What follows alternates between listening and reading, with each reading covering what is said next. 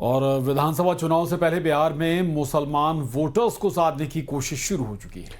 हर राजनीतिक दल अपने अपने तरीके से मुस्लिम वोट्स को बटोरने की योजना तैयार कर रहा है। लेकिन सवाल यही है कि आने वाले चुनाव में ये वोट बैंक किस तरफ रुख करेगा और किसकी नैया पार लगाएगा।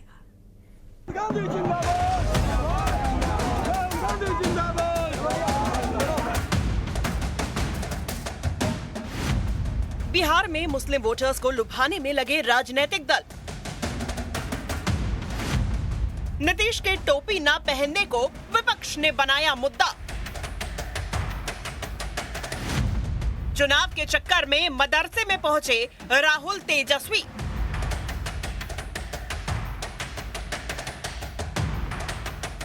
बिहार की सियासत में मुस्लिम वोटर्स हमेशा से गेम चेंजर रहे हैं।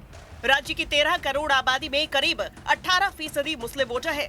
ऐसे में सभी राजनीतिक दल मुस्लिम वोटर्स को लुभाने में कोई कसर छोड़ना नहीं चाहते। मुस्लिम इलाकों और कार्यक्रमों में अचानक नेताओं का आना जाना शुरू हो गया है। सभी पार्टीज अपने आप को मुसलमानों का सबसे बड़ा हितैषी और दूसरी पार्टीज को उनका सबसे बड़ा दुश्मन साबित करने पर तुली हुई है। नीतीश पर मुसलमानों को टोपी पहनाने का लगाया आरोप। फिर खुद मदरसे में पहुंचे राहुल तेजस्वी। पटना में बिहार राज्य मदरसा शिक्षा बोर्ड के शताब्दी समारोह में मुख्यमंत्री नीतीश कुमार को मंत्री जमा खान ने मुस्लिम टोपी पहनाने की कोशिश की, लेकिन नीतीश ने टोपी अपने हाथ में ली और उसे जमा खान को पहना दिया। विपक्ष ने इस मौके को हाथों हाथ लेते हुए नीतीश को निशाने पर ले लिया।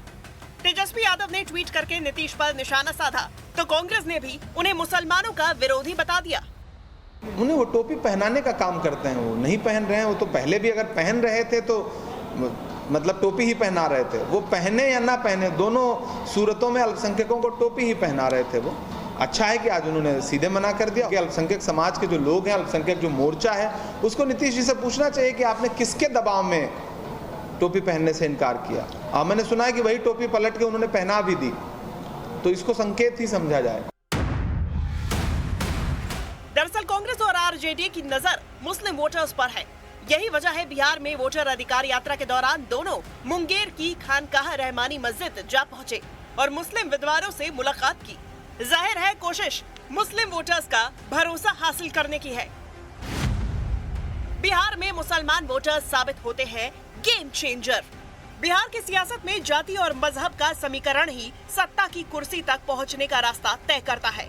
इसलिए मुस्लिम वोटर्स की भूमिका यहाँ काफी अहम मानी जाती है। राज्य की 47 विधानसभा सीटें मुस्लिम निर्णायक मानी जाती हैं। सबसे ज्यादा 24 सीटें सीमांचल इलाके में हैं, जहां औसतन 36 से 37% मतदाता मुस्लिम हैं। 2020 के चुनाव में बीजेपी, जेडीयू और कांग्रेस आरजेडी गठबंधन के बीच इन सीटों पर कड़ी टक्कर देखने को मिली थी। हालांकि सबसे ज्यादा सीटें बीजेपी के खाते में ही आई थी। 2020 के चुनाव में एआईएमआईएम ने भी पहली बार 5 सीटें जीतकर अपनी ताकत का एहसास कराया था। बिहार की सियासत में मुस्लिम वोटर्स न सिर्फ संख्या बल्कि असर के लिहाज से भी बेहद अहम है। 2025 के विधानसभा चुनाव में ये वोटर किसके साथ जाएंगे, ये तय करेगा कि बिहार की सत्ता की चाबी किसके हाथ में होगी।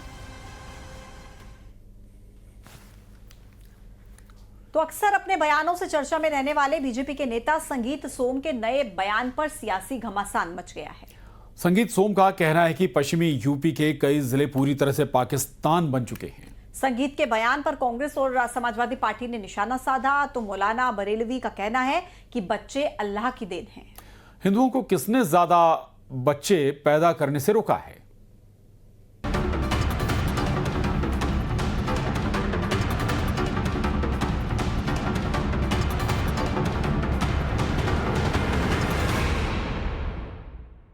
बीजेपी नेता संगीत सोम ने वेस्ट यूपी के कई जिलों में मुस्लिमों की बढ़ती आबादी पर बड़ा बयान दिया है।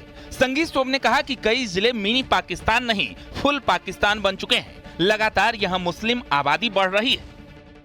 पश्चिम उत्तर प्रदेश में हमेशा से कहता हूं, ये पाकिस्तान बन चुका है भाई। एक एक जिले में 40-40%, 45-45%, 50%, 55% एक वर्ग के लोग हो गए हैं। जबकि देश का जब बंटवारा हुआ था तो आपको भी पता है कि देश का बंटवारा धार्मिक आधार पर हुआ था कि एक वर्ग के लोग पाकिस्तान में रहेंगे और दूसरे वर्ग के लोग भारत में रहेंगे। तो क्या करें यहाँ के लोग? मुझे तो लगता है कि जिस तरीके से बंटवारा हुआ था वही रहना चाहिए और देश के मुसलमानों को उधर रहना चाहिए और हिंदुओं को इधर रहना चाहिए। बीजेपी नेता संगीत सोम के बयान पर मुस्लिम धर्मगुरु मौलाना शहाबुद्दीन रजवी ने पलटवार किया है। उन्होंने कहा कि मुसलमानों की बढ़ती आबादी अल्लाह की देन है। हिंदुओं को ज्यादा बच्चे पैदा करने से किसने रोका है? आबादी ये अल्लाह की बहुत बड़ी नेमत है और इस नेमत से जो महरूम होता है उसके दिल से उसका कर्ब, उसका दुख, उसका दर्द समझिए। और अल्लाह ताला जिसको इस नेमत से नवाज देता है उसके यहाँ खुशहाली देखिए। तो ये नेमतें हैं अल्लाह की। किसने हिंदुओं को रोका वो बच्चे पैदा ना करें? किसने संगीत सोम को मना किया कि वो एक से मुतादिद शादियां ना करें? वहीं कांग्रेस सांसद इमरान मसूद का कहना है कि देश मोहब्बत से चलेगा, हिंदू मुसलमान से नहीं। तो से मुझे मतलब नहीं। और संगीत भाई क्या बोलते हैं, उनका अपना एजेंडा है, बोलते रहे, उन्हें उससे क्या फर्क पड़ रहा है? मुझे उनसे नहीं फर्क। नहीं, हिंदू मुसलमान के की नफरत से देश नहीं चलेगा, देश मोहब्बत से चलेगा। उनके बोलने से कुछ नहीं होता है। ऐसे बोलने से क्या हो रहा है उनके? संगीत सोम के बयान पर एसपी विधायक का कहना है कि इनको कोई काम नहीं है, खाली हैं। योगी सरकार इनको पूछ नहीं रही है। मुसलमान किसी से दबने वाला नहीं है, किसी के रहमो करम पे नहीं है। और मुसलमान हिंदुस्तान में सबसे ज्यादा है। पाकिस्तान तो छोटा सा है, उससे ज्यादा मुसलमान हिंदुस्तान में है। हिंदुस्तान अपने रहमो करम पे रहता है, किसी के मोहताज नहीं है, किसी का गुलाम नहीं है। और मुसलमान दबने वाला नहीं है। संगीत सोम के बयान पर पश्चिमी यूपी के कई जिलों में मुस्लिमों की बढ़ती आबादी वाले बयान पर सियासी तापमान बढ़ गया है। मौलाना और एसपी कांग्रेस ने भी इस पर सवाल उठा दिए हैं। Bureau report, news 18।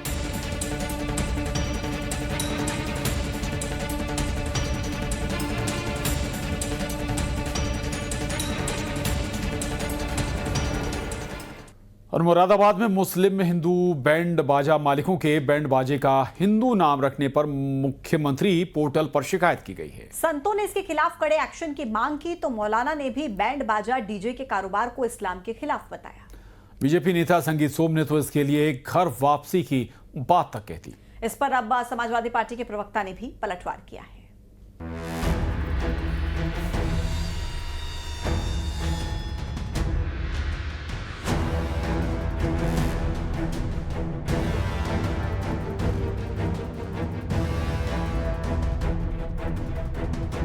मुरादाबाद में बैंड बाजों के नामों पर विवाद शुरू हो गया है। हिंदू नामों से मुस्लिम बैंड बाजों की दुकानें चला रहे हैं। इस मामले की एडवोकेट शैवी शर्मा ने मुख्यमंत्री पोर्टल पर शिकायत की है। जी, मैंने शिकायत IGRS पोर्टल पे की थी, जो मुख्यमंत्री जी का पोर्टल है, उसमें शिकायत की थी। जो बैंड बाजे का व्यवसाय कर रहे हैं लोग, इन्होंने अपनी पहचान छुपाकर मतलब जो संचालन कर रहे हैं मुस्लिम, और उन्होंने नाम रख रखा है हिंदू या हमारे देवी देवताओं के नाम से नाम रख रखे हैं, उसके विरुद्ध मैंने शिकायत की है। वहीं मुस्लिम बैंड वालों का कहना है कि वो करीब 20 साल से इन नामों से अपना काम कर रहे हैं। अगर नाम बदलने की मांग है तो अपने बैंड का नाम भी बदलेंगे। लगभग 15-16 साल इसको हो गए, जब से कोई दिक्कत नहीं आई हमारे नाम में।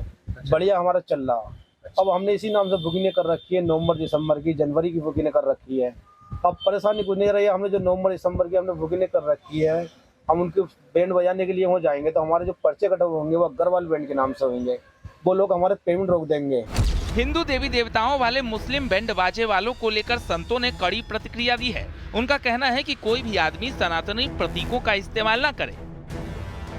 कहने का मतलब है कि ऐसे मुस्लिम कट्टरपंथी को क्या जरूरत है कि सनातन की देवी देवता का प्रतीक चिन्ह लगाना।